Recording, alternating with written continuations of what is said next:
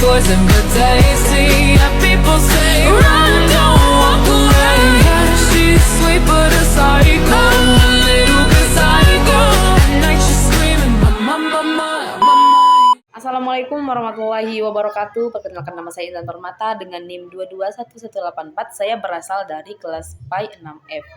Baiklah, video ini saya buat untuk memenuhi tugas UTS pengembangan materi Al-Quran Hadis. Nah, yang saya hormati Ibu Sarifah RA Daeng 7MA, di mana soal yang pertama yaitu mengenai bacaan-bacaan gharib.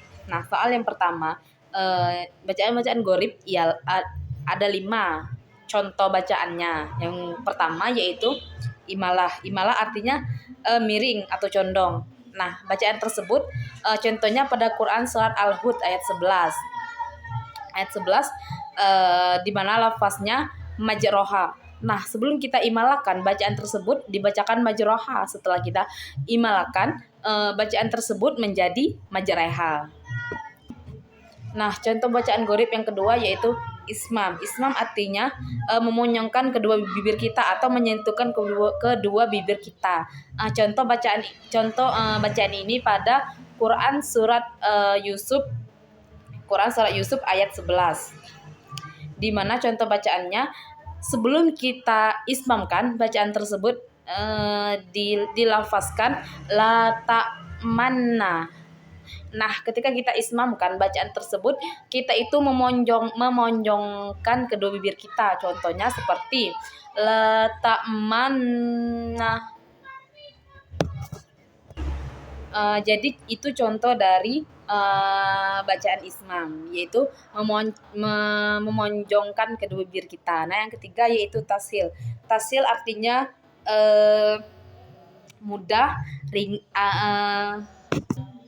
artinya yaitu mudah, ringan, dan lunak. Contohnya pada Quran surat Fussilat ayat 4, di mana contoh bacaannya, sebelum kita tasilkan lafaz tersebut dibaca jamiyu. Nah, setelah kita tasilkan lafaz tersebut dibacakan jamiyu. Jadi a dengan a itu kita lunakkan. Nah, bacaan yang keempat yaitu nakal. Nakal artinya memindahkan atau menggeserkan huruf. Ya, contohnya pada Quran surah Al-Hujurat ayat 11. Pada lafaz sebelum kita nakalkan dibaca bisal ismu. Nah, ketika kita nakalkan bacaan tersebut menjadi bisal ismu, artinya pada bacaan ini kita itu memindahkan atau menggeserkan huruf yang sebelumnya. Nah, bacaan yang kelima yaitu mat atau qosor. Mat artinya panjang. Panjang itu bisa kita bacakan 4 harokat, 2 harokat, dan 6 harokat. Atau juga 2 ketuk, 4 ketuk, atau 6 ketuk. Contoh bacaannya, kalau mat itu kan panjang. Artinya yaitu kita membacakan 2 sampai 6 harokat. Contohnya polaha. Nah, kalau qosor artinya pendeknya. Bacaannya itu pendek, tidak boleh lebih dari 2 ketuk atau 6 ketuk. Contohnya polaha. Nah, maksudnya itu cepat membacanya ya. Polaha. Baiklah, soal yang kedua yaitu membacakan surat Ad-Duha beserta tajwidnya dan juga isi kandungan dari surat tersebut. Baiklah, surat Ad-Duha yang berbunyi A'udzubillahi minasyaitonirrajim. Bismillahirrahmanirrahim. Wadduha wallaili iza saja. Ma wadda'aka rabbuka wa ma qala. Walal akhiratu khairul laka minal ula.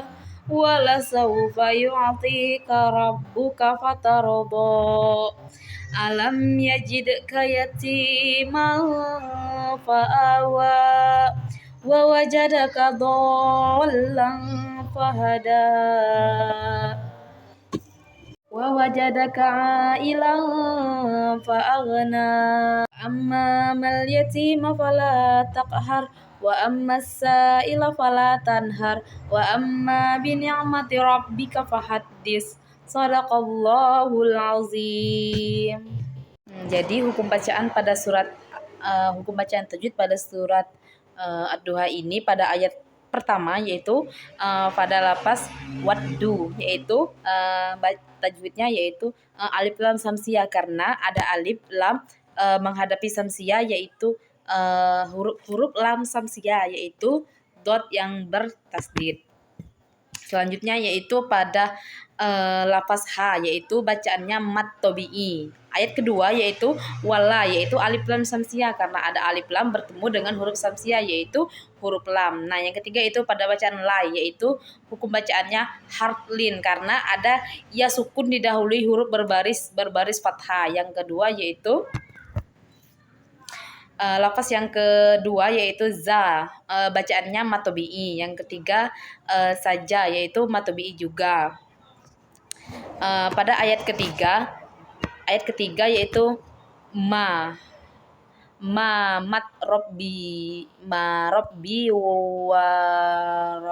wadarako, yang artinya takhim dibaca tebal. Mat tobi'i kola, yaitu mat tobi'i. Mat tobi'i kola yaitu mat tobi'i juga. Ayat keempat pada lafaz walal yaitu mat badal karena ada fathah berbaris di atas huruf hamzah. Khoy yaitu harflin karena ada ya di sukun didahului oleh huruf yang berbaris dengan fathah. Rulla pada lafaz lula yaitu hukum tajwidnya yaitu idgham bilaluna karena ada tanwin. Karena huruf idgham bilaguna yaitu hurufnya yaitu yanawama. Pada lafaz minal itu hurufnya adalah hukum bacaannya yaitu alif lam komariah karena ada alif lam bertemu dengan huruf komariah yaitu huruf hamzah.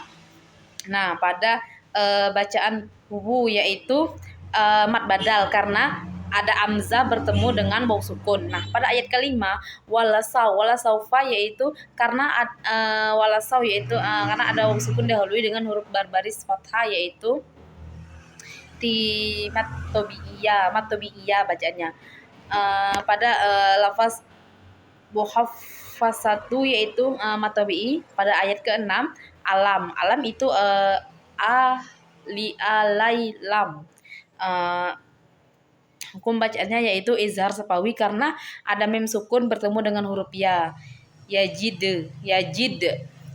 Pada ayat 6 pada lafaz yajid yaitu qalqalah sugro karena ada huruf qalqalah yaitu dol.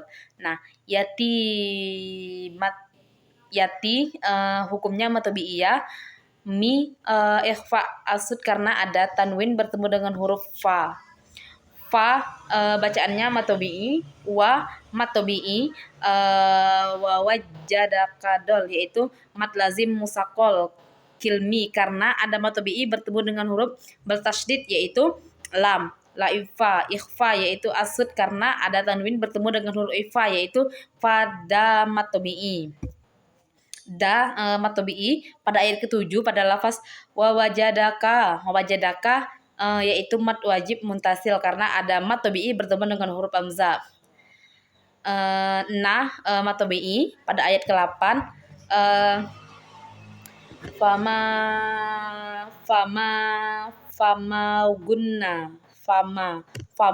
hukum bacaannya gunna musaddada karena ada mim bertasdid. Pada lafaz mal hukum bacaannya alif lam komariah karena ada alif lam bertemu dengan huruf komariah yaitu iya karena huruf komariah itu ada ya. Pada lafaz yati itu hukum bacaannya matobi'iyah. Tak yaitu qalqalah sugro karena ada huruf qalqalah. Nah, pada ayat ke-9 pada lafaz wa amma yaitu gunna musyaddada karena ada mim bertasdid.